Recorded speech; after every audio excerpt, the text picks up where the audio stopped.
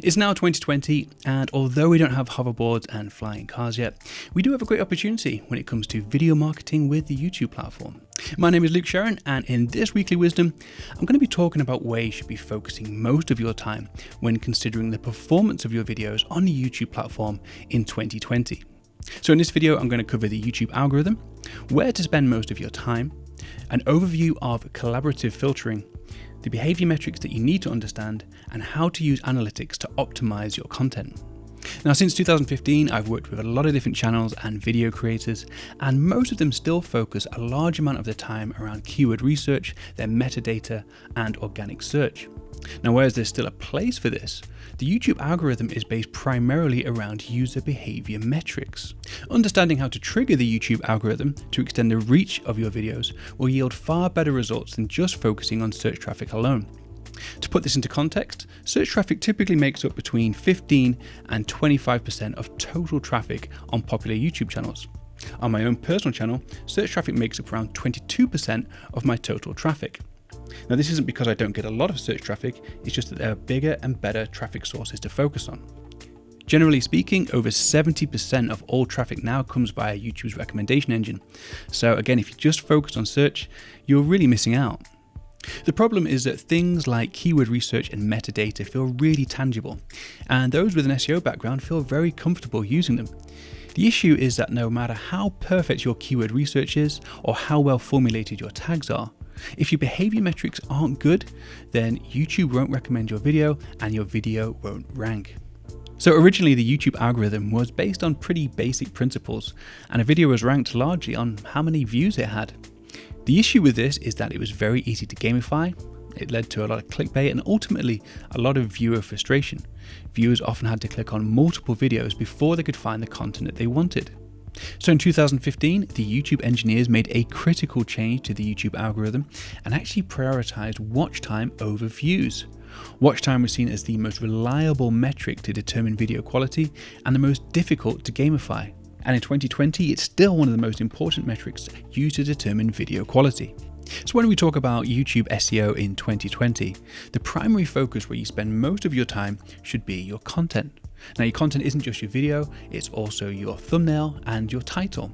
This is because the main metrics you want to consider are click-through rate, watch time, and percentage watched.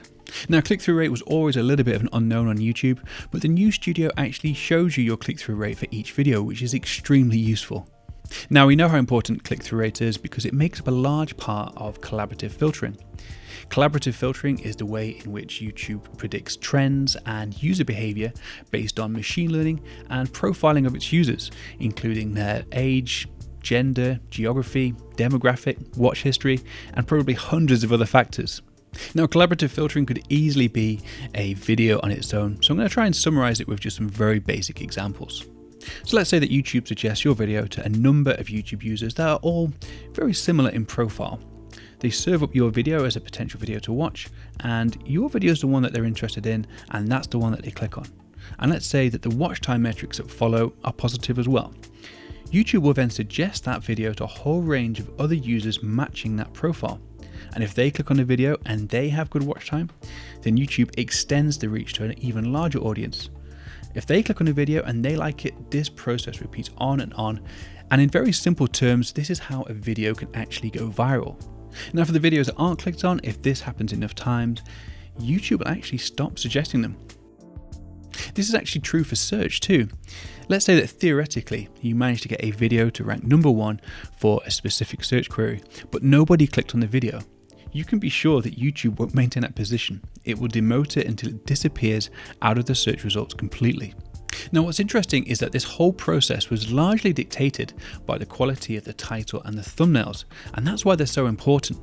So when it comes to crafting your title, the priority should be creating something interesting or that has a unique hook. If you can include keywords naturally within your title, then great, but don't do it at the expense of writing a good title. The SEO impact of a keyword-rich title is almost insignificant compared to everything else. Now, the same goes, of course, for thumbnails. Now, optimizing thumbnails is a skill and a discipline all of its own and could easily make up an entire video.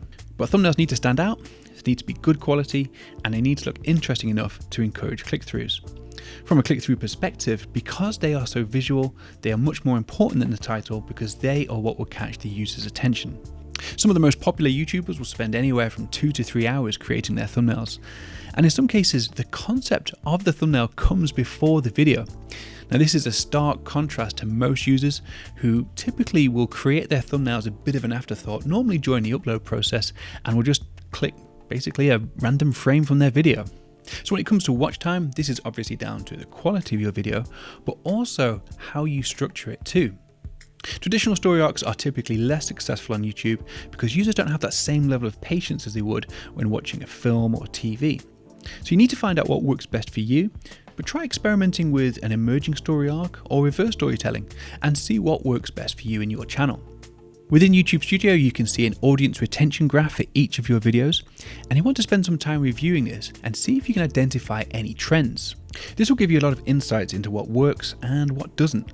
Typically, in underperforming videos, you will see a big initial drop-off, and this could be because the video hasn't met the expectations set by the title and the thumbnail, or it could be the quality of the video might be poor, or maybe there's a long intro that users just skip. You should also see if you can identify any obvious drop-off points in your audience retention graph. If you can, what actually happened at this part in the video? Did you have a really long scene? Was it a particularly slow part?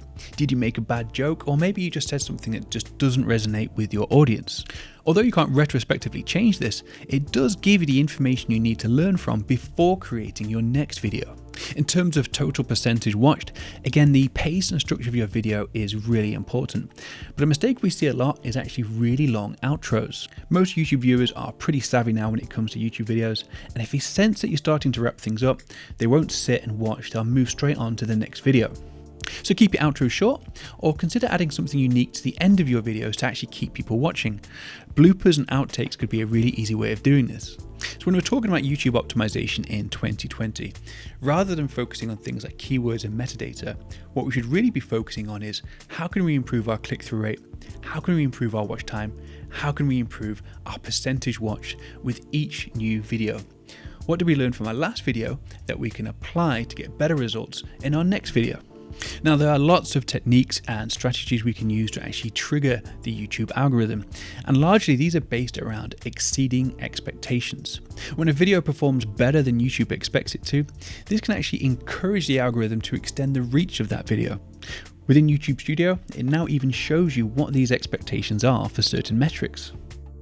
However, again, this is potentially another topic all in itself. So to summarize, if you want to do well on YouTube in 2020, then you really should focus most of your time on your content. Your content being your title, your thumbnail, and of course, your video content. Now, just to clarify, I'm not saying that you shouldn't do some of those other things, but you really should focus your content first and foremost. My name is Luke Sherran, and this has been Weekly Wisdom. See you in the next video.